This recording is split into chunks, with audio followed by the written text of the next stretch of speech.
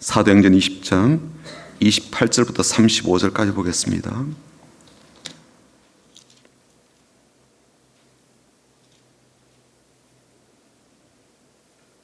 사도행전 20장이고요. 28절부터 35절까지 보겠습니다.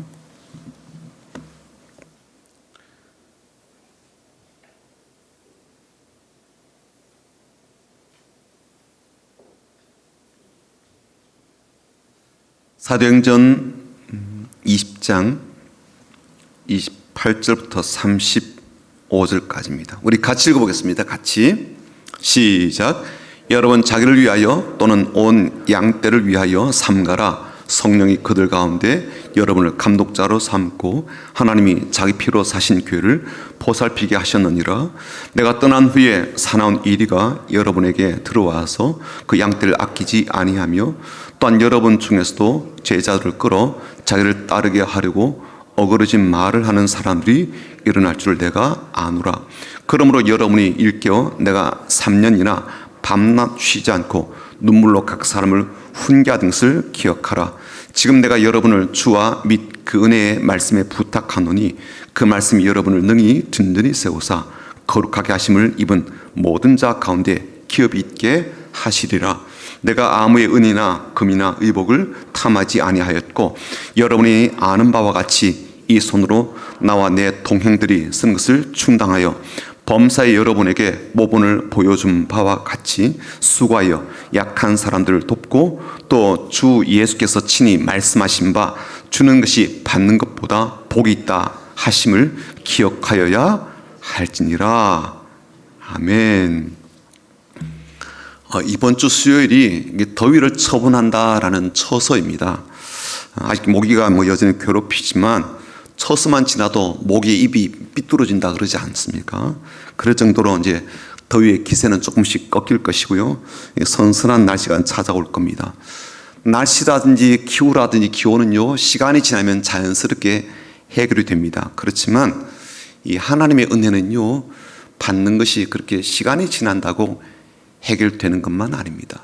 연륜이 많으면 많을수록 은혜를 더 많이 받는가 꼭 정비하지는 않더라고요. 믿음으로 하나님 은혜를 받는 것이기 때문에 오늘도 하나님께서 주시는 선물을 감사함으로 또 기대함으로 또 겸손함으로 받는 그런 예배 시간이 되기를 소망합니다. 그런 마음으로 우리 앞뒤 좌우로 보시면서 인사하고 축복하는데요. 주님의 이름으로 축복합니다 라고 인사하겠습니다. 주님의 이름으로 축복합니다. 주님의 이름으로 축복합니다. 주님의 이름으로 축복합니다. 한번 인사할까요? 주님의 마음으로 사랑합니다. 사랑합니다. 사랑합니다. 박우현 성도님 사랑합니다. 또 영상을 통해서 예배를 드리고 있는 승민 모든 가족들 주님의 마음으로 사랑합니다. 현장에 오셔서 함께 예배 드릴 수 있기를 바랍니다. 제가 이제 국민일보를 이제 계속 받아보는데요. 전체 다 볼 수는 없고 그 제일 뒷면을 보게 되면 미션이라는 그런 따로 된 부분이 있어요. 이제 교회와 관련된 신앙에 관련된 그러한 이제 기사를 게재하는 부분인데 지난달 7월 7일에 보니까 이런 이제 내용의 기사가 났습니다. 한국 기독교 목회자 협의회에서 2012년부터 5년 주기로 이 한국인의 종교 생활과 의식 조사 이런 내용의 그러한 기사를 실어 놓은 거예요. 이런 조사가 이제 1998년도부터 시작되었거든요.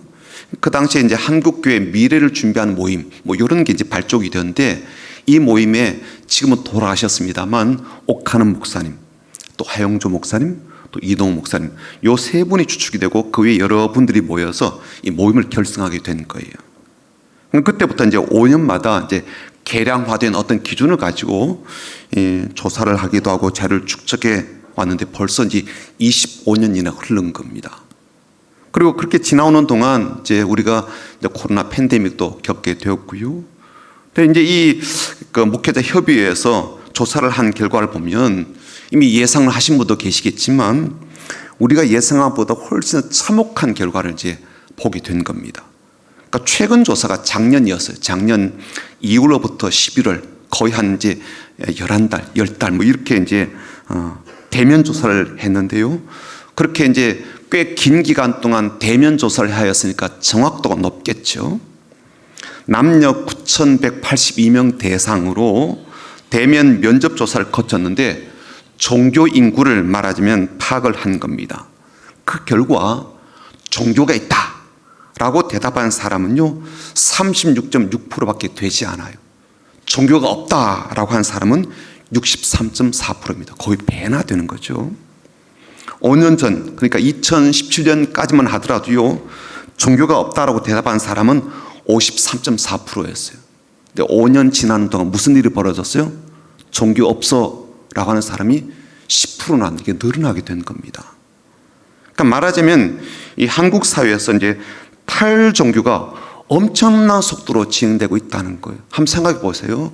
5년 만에 우리나라의 인구의 10%가요, 나 종교 없어. 그렇게 말을 하는 사람이 되었다는 거예요. 그러니까 믿던 신앙을 포기한다? 내가 가지고 있던 종교를 포기한다. 이건 어마어마한 일이잖아요. 그렇죠? 그런 일이 10%가 지금 된 겁니다. 그러니까 지금 우리 사회에서는 엄청난 종교적 격변기를 겪고 있다라고 말을 해도 틀린 말이 아닌 거예요. 그러니까 탈신앙이나 이 비신앙인데 이유를 좀 물어봤죠. 그랬더니 관심이 없어서라는 사람이 39.7%예요. 무려 40%가 나 관심 없어. 그래서 종교 떠났다는 거예요. 또 다른 이유는 뭐냐면 불신 때문에, 실망 때문에 이런 사람이 28.1%예요.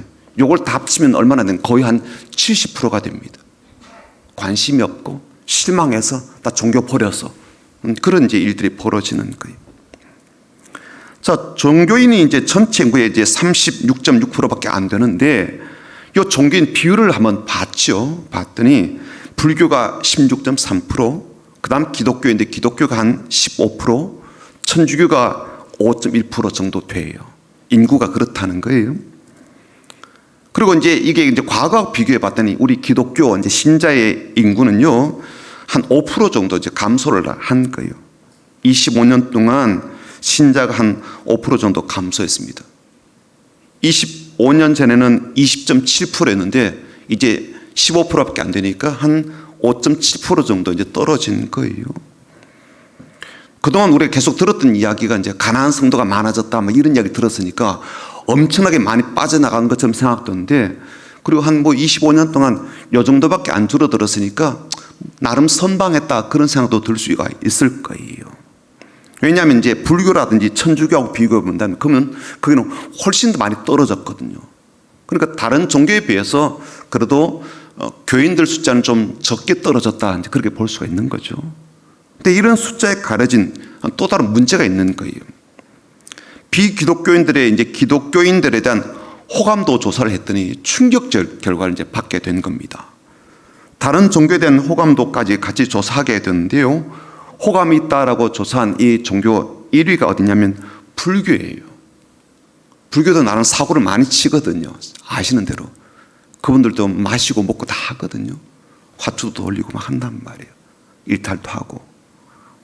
근데 불교는 30.9%예요. 호감도가. 그 다음이 카톨릭입니다. 29.9%. 우리는 3등일 것 같은데 3등이 아니에요. 3등이 어디냐면 유교입니다. 유교는 종교가 아니거든 사실. 근데 유교가 11.3%예요. 그리고 4등이 기독교입니다. 근데 기독교는요 한 자리 숫자로 뚝 떨어졌어요. 6.8%입니다. 그 다음에 5등 샤머니즘, 뭐 굿하고 전보고 이런 샤머니즘이 3.9%입니다. 그러니까 순위도 그렇고 숫자도 그렇고 이제 매우 충격적인 이제 결과이죠. 한마디로 정리하자면 사람들이요 교회를 그렇게 싫어하는 거예요. 그리고 교인도 그렇게 싫다는 거예요. 그게 호감도잖아요. 그렇죠? 많은 사람이 이제 탈종교화되고 있다면 다른 종교들도 이제 그런 마음이어야 될 거예요. 그렇죠? 기독교만 아니라 불교도 그래야 되고 천주교도 그래야 되는데 오히려 기독교만 사람들에게 호감을 주지 못한 대상으로 전락하게 된 거. 굉장히 아이러니한 일이에요. 이상하지 않아요? 다른 종교에서는 기독교인보다도 훨씬 더 많은 그런 신자들이 떨어져 나갔단 말이에요.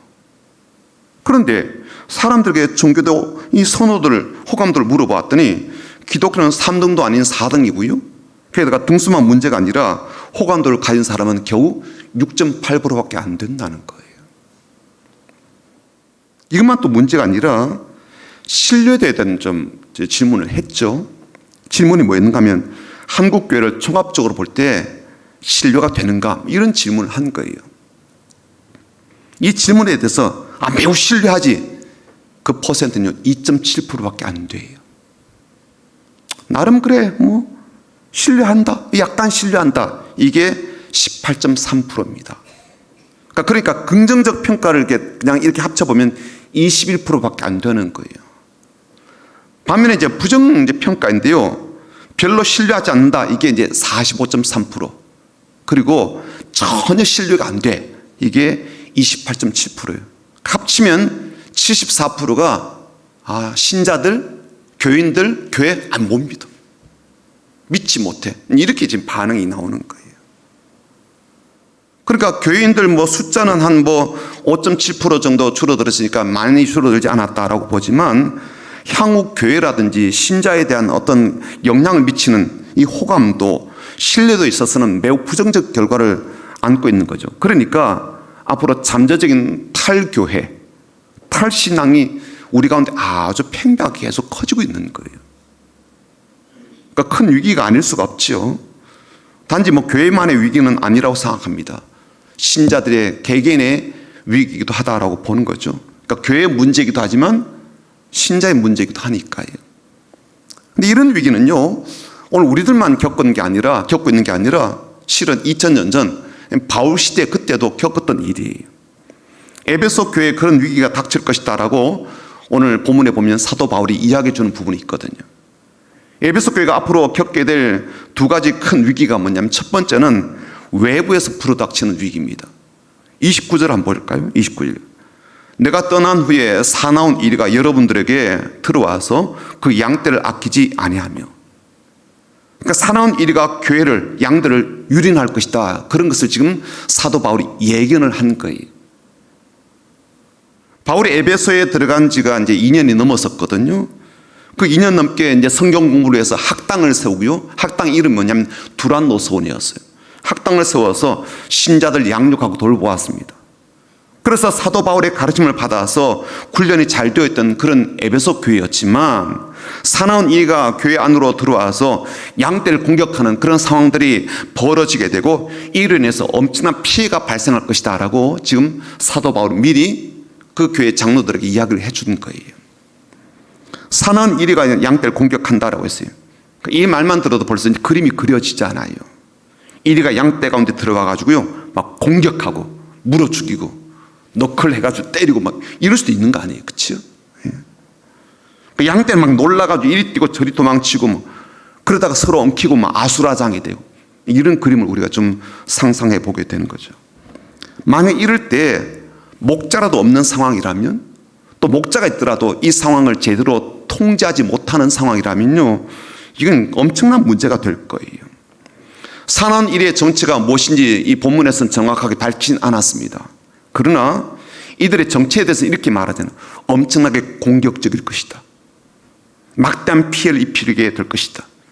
양떼를 아끼지 않고 공격하게 된다라고 이야기합니다. 만약 이런 일이 실제로 벌어진다면 교회 안에 벌어진다면 아마 수습하는 게 굉장히 어려울 거예요. 두 번째 또 다른 위기는 뭐냐면 내부에서 일어나는 것입니다. 30절 볼까요? 30절 같이 읽어보겠습니다. 또한 여러분 중에서도 제자들을 끌어 자기를 따르게 하려고 어그러진 말을 하는 사람이 일어날 줄을 내가 아노라. 그러니까 주님을 믿고 따르게 해야 될 사람들이 오히려 성도들 하여금 자기를 주목하게 만들고 자기를 따르게 하고요 어그러진 길을 걷도록 하는 그런 일이 교회 안에서 일어난다는 거예요. 교회 안에서 함께 신앙생활을 하던 사람이 어느 날 자기를 따르게 하려고 성도들에게 왜곡된 진리를 가르친다는 거예요. 그리고 실제로 사람들은 그의 말을 듣고 따르게 되고 추종하게 될 것이라는 겁니다. 이건요 사나운 이리가 교회 안으로 들어와서 성도를 유린하는 것보다 훨씬 더 위험한 일입니다. 그동안 함께 지내왔어요. 함께 교회에 봉사하고 섬기는 분이었어요. 그걸 믿고 지내온 사람들이었어요. 그런데 이들이 믿음에 있어서 배반하고 주님을 배신하고 자신이 주님이 되어서 성도들을 이끌어가고 헛된 말과 거짓된 진리로 사람들을 막 속여가지고 자기를 섬기게 하고 따르게 하는 그런 일들은요 막아내기가 어렵고요 막아내기 어려운 이유는 분별이 잘 안 될 것이니까요. 차라리 사나운 늑대는요, 보면 알잖아요. 저놈은 늑대야, 양이 아니지. 구분이 되는데, 나를 공격하는 무리가 늑대인지 아닌지 분별이 안 될 때는요, 굉장히 위험한 것이죠.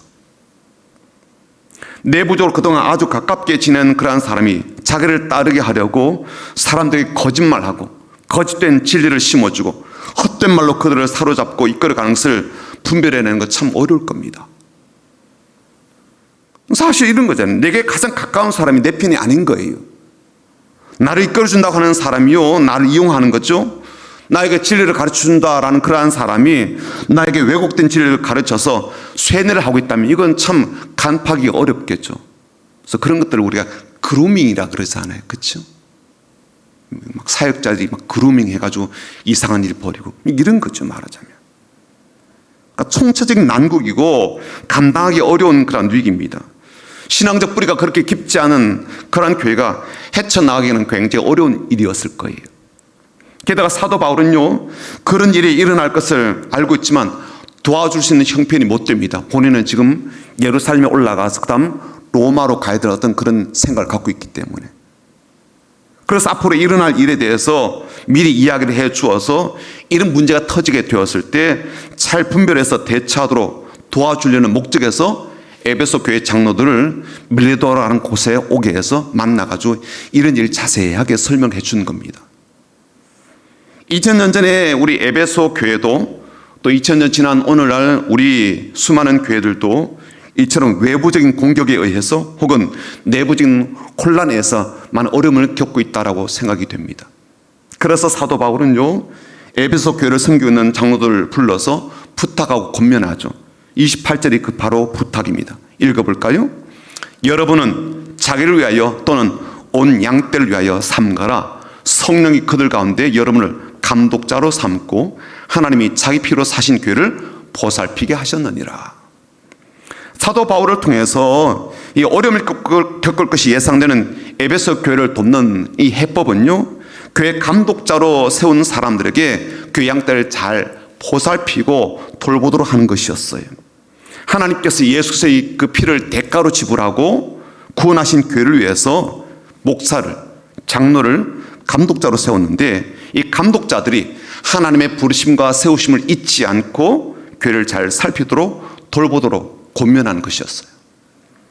이 말씀 오늘 우리에게 그대로 적용한다면요, 온 양떼를 위해서 감독자로 삼으셔서 주님 피로 사신 교회를 돌보고 섬기도록 이 한 목사는 목사대로, 우리 장로님 계시잖아요.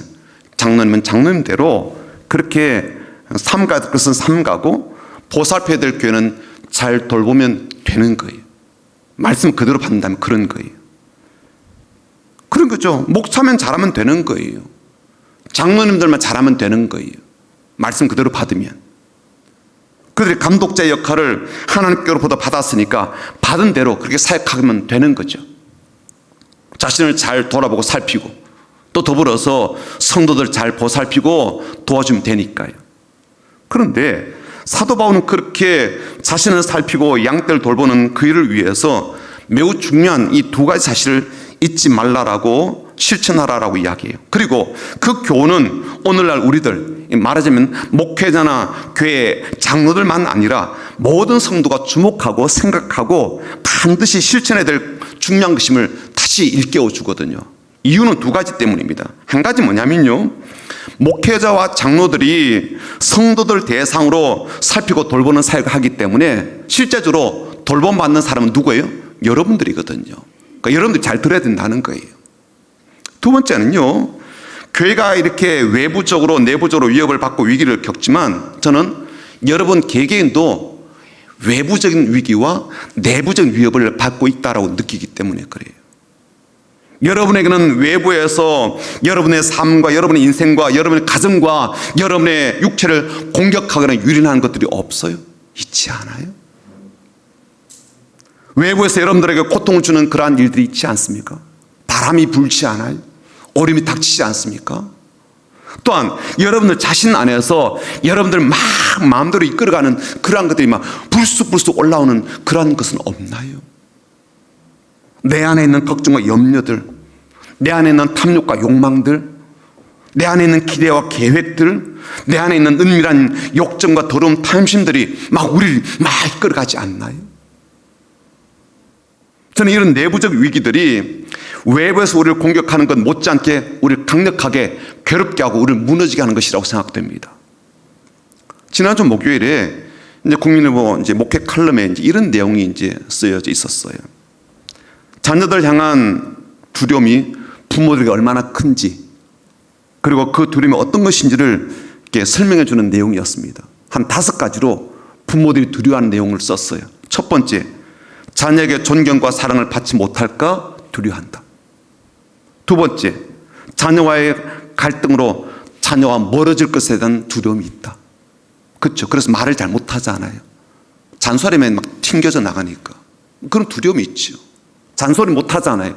그렇죠. 다 이렇게 기죽이고 살지 않습니까? 세 번째, 자녀에 대한 통제력 상실에 대한 두려움. 아까도 말씀드린 대로 막 튕겨져 나갈까 봐. 그나마 이렇게 품 안에 있는데 여기서 또 더 못 나갈까 봐. 내 속에서 얼마나 말이 끓이냐고. 끓탕하잖아. 네 번째, 내 자녀가 뒤처질까 봐. 학원에 그렇게 돈을 많이 넣어서 보내는 이유가 뭐예요? 뒤처질까 봐. 다섯 번째는요, 부모의 품 안에서 자녀를 분리하지 못하는 두려움도 있고요. 그러니까 이런 두려움들이 내 안에서 막 다양한 파생 감정들을 만들어내고 불안과 두려움을 더 증폭되게 만들죠.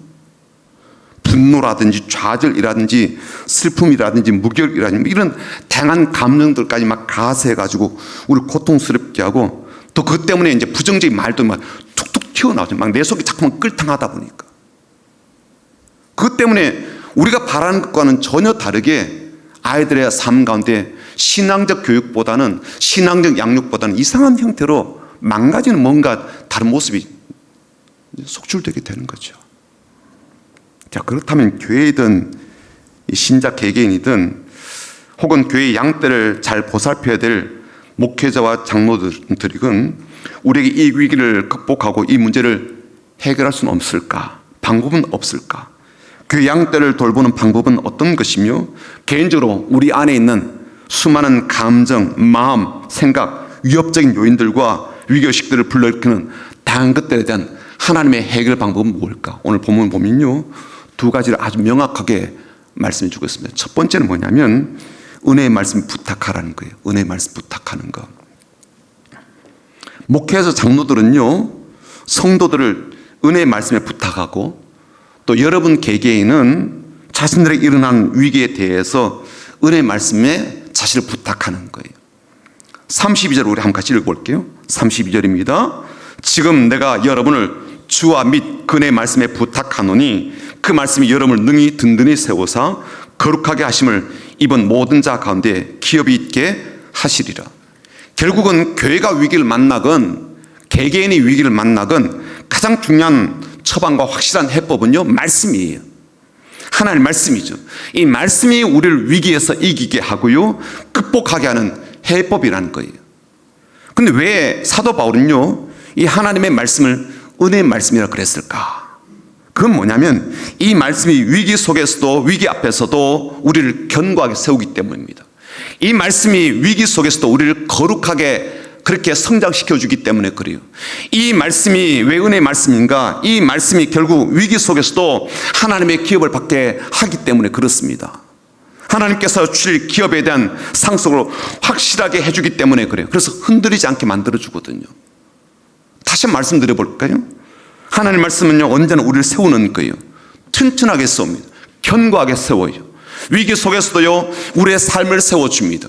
우리 인생을 세워줘요. 가정을 세워줍니다. 우리 아이들을 세워줍니다. 그래서 은혜의 말씀인 거예요. 그렇지 못하다면 그 말씀은 하나님의 말씀이 아닌 거죠. 왜 말씀이 은혜의 말씀인가? 그 말씀이 우리를 거룩하게 하기 때문입니다. 위기 속에서, 위협 속에서, 위험 가운데서 하나님 말씀은 우리를 거룩하게 해요. 깨끗하게 합니다. 정결하게 합니다. 사람이 위기 속에서 엉뚱한 것을 붙잡지 않도록 의존하지 않게 만드는 거죠. 하나님 말씀은요, 왜곡된 진리를 따르지 않도록 분별하도록 만들어줍니다. 사나운 일인지 아닌지, 나를 엉뚱하게 끌어가는지 아닌지를 분별하게 하는 그러한 기능을 한단 말이죠.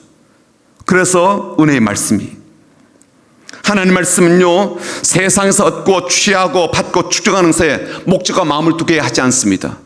하늘에서 주어지는 것, 하나님께서 주신 것, 영원한 것, 사라지지 않는 것, 사람을 망가뜨리지 않는 것, 복되게 하는 것, 영원한 그 기업을 바라보게 하고 사모하게 하고 결국은 그것을 받아 누리게 한단 말이죠. 그래서 은혜의 말씀인 거예요. 하늘의 것이 안 보이지 않아요. 보이도록 계속해서 가르쳐주는 것이 하나님의 말씀입니다.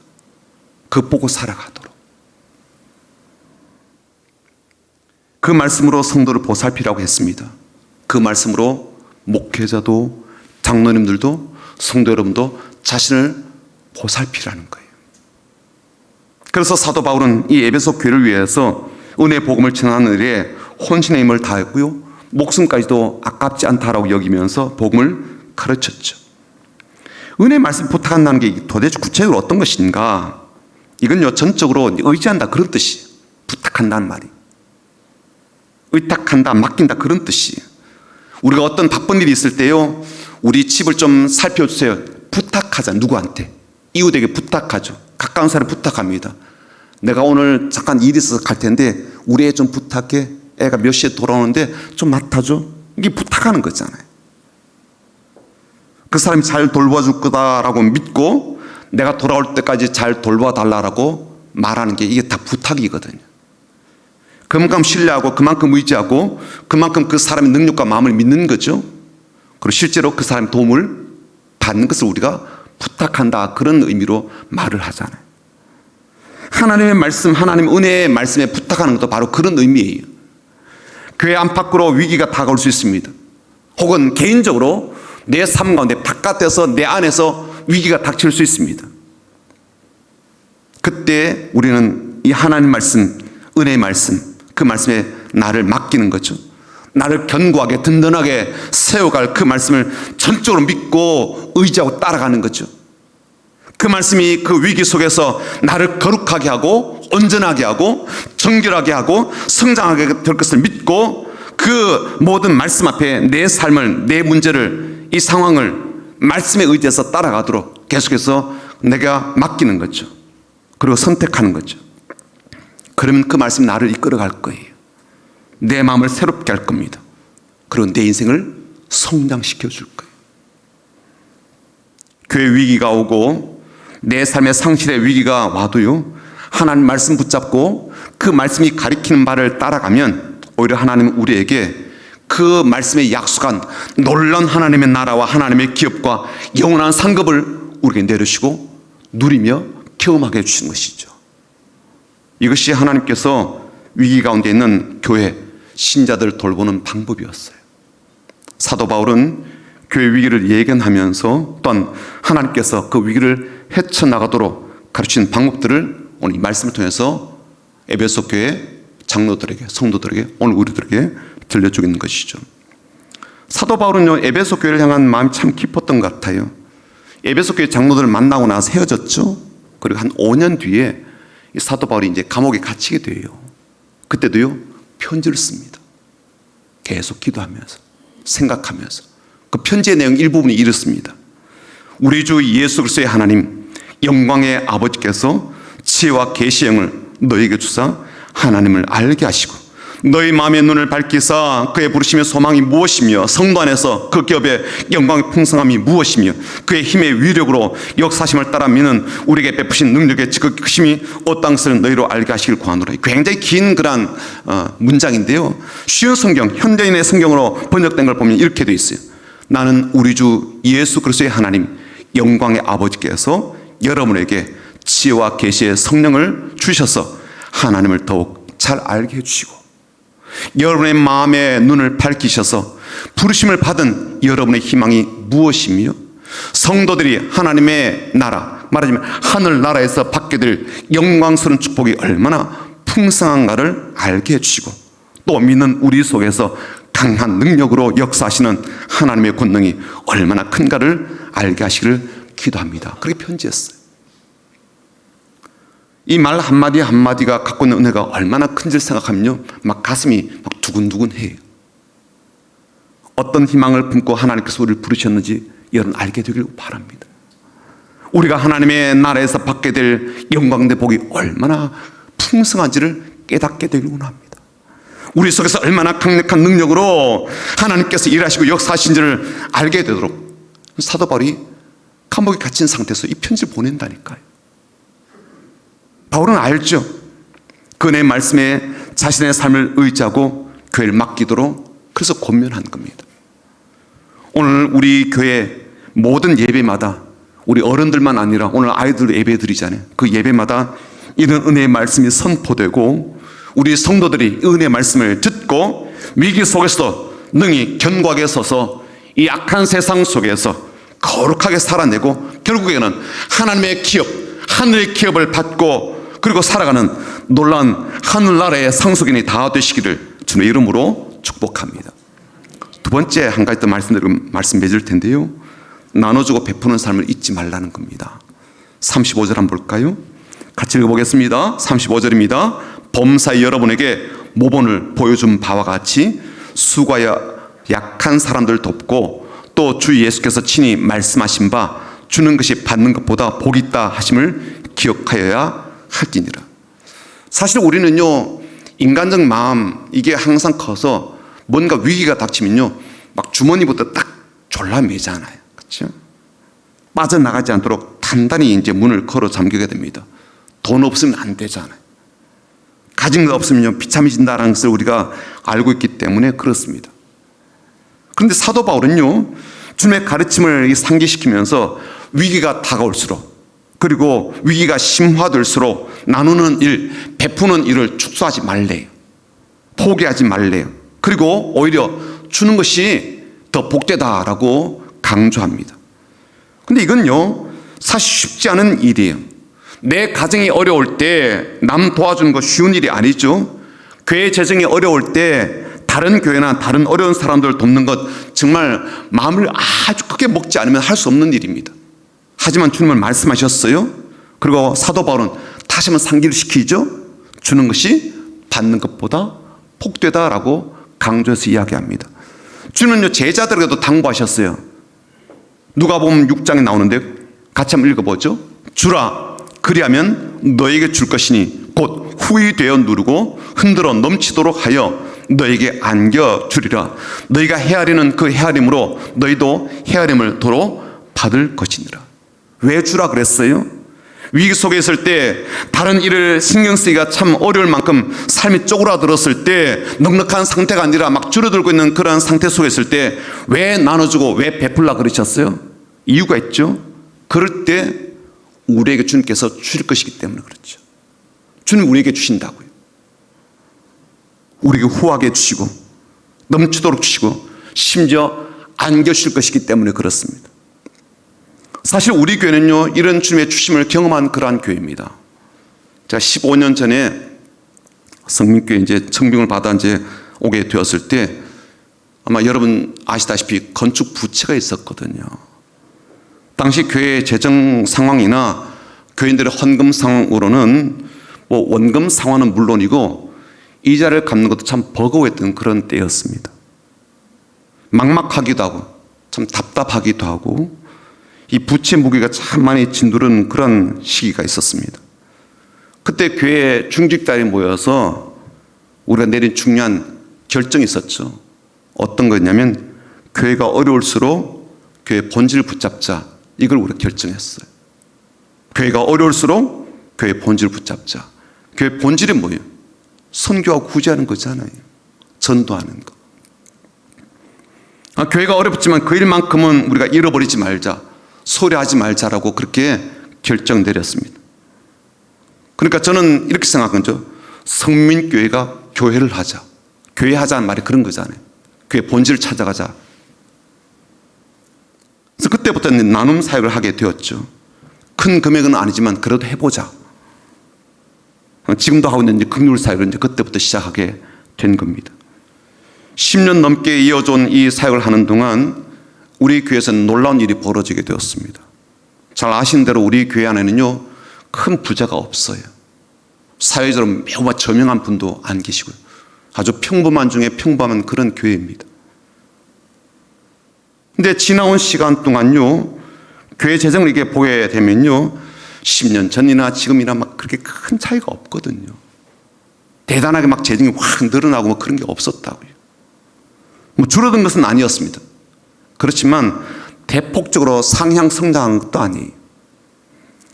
참으로 감사한 것은 그동안 교회 모든 부채를 다 갚았어요. 싹 다. 빚이 하나도 없어요. 또 5년 전에는 우리 2층 본당에 이제 뭐 음량 또 영상 시스템 바꾸고 앞에 강단 새롭게 리모델링하고 2년 전에는 또 뭘 했습니까? 교회 전체 내부 시설을 다 바꿨잖아요. 8억 들여서. 그리고 1층에 카페가 또 새롭게 만들어지고요. 그리고 그럼에도 불구하고 우리 교회의 재정 상태는 지금도 아주 단단하게 잘 유지가 되고 있습니다. 저는 이 모든 것들이 하나님의 은혜라고 생각해요. 무조건 하나님의 은혜죠.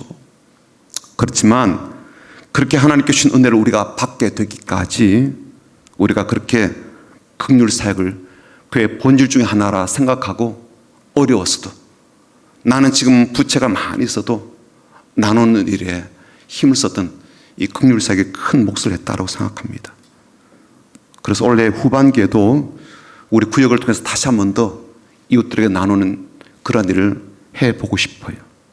우리가 도움의 손길이 되어서 긍휼 사역을 계속 더 확대해 보기를 소망합니다. 이미 저희 교회에서는요, 올해도 8분의 그런 선교사님에게 선교 헌금을 보내고 있죠. 또 6개 국내 교회에도 도움을 주고 있습니다. 많은 금액은 아니에요. 그렇지만 계속적으로 우리가 줄이지 않고 누리고 있다는 것을 아시면 좋겠습니다. 주님께서 우리에게 주라라고 하신 그 말씀, 그렇게 하면 복된 교회가 되고 복된 삶이 될 것이라고 약속하신 그 말씀과 가르침을 따라서 지금까지 행해왔고 앞으로도 그렇게 행할 겁니다. 그렇게 함으로써 위기를 오히려 하나님께서 우리에게 복을 주시는 기회로 삼게 되기를 주님의 이름으로 축복합니다. 이 과정을 통해서 우리는 견고하게 세워질 겁니다. 이 과정을 통해서 우리는 더욱더 거룩한 모습으로 바뀌어지게 될 거예요. 이 과정을 통해서 우리는요, 하나님의 기업이 어떤 것이고 그 기업을 우리가 받게 되는 것이 어떤 것인지를 반드시 경험하게 될 것입니다. 사랑하는 성도 여러분, 혹시 이 자리에 계신 여러분 가운데 지금도 위기 가운데 있는 분이 계십니까? 대단한 위협을 받고 있는 분이 계십니까? 그럴 때는요, 나 자신을 하나님의 은혜의 말씀에 부탁하고 그 말씀에 의지하며 그 말씀에 나의 삶을 전적으로 맡겨보십시오. 그리고 말씀을 따라 인도함을 받아 가는 거예요. 오늘 주신 말씀이 어떤 말씀이냐, 한 말씀도 좋아요. 그 말씀 붙잡고 한 주가 또 살아가는 겁니다. 그리고 그 말씀이 약속하신 그 복을 믿으며 내가 나누고 베푸는 그런 마음을 갖고 살게 될 때 우리 하나님께서는 반드시 우리 교회도 복되게 하시지만 저와 여러분의 삶도 복된 삶이 되게 하시고 우리의 가정을 복된 가정으로 삼으실 겁니다. 그래서 후히 주시되 넘치도록 안겨주는 그런 복을 받아 경험하는 모든 주인공들이 다 되시기를 주님의 이름으로 축복합니다. 아멘. 말씀 앞에서라는 찬양 우리 같이 부르고요, 함께 기도하겠습니다.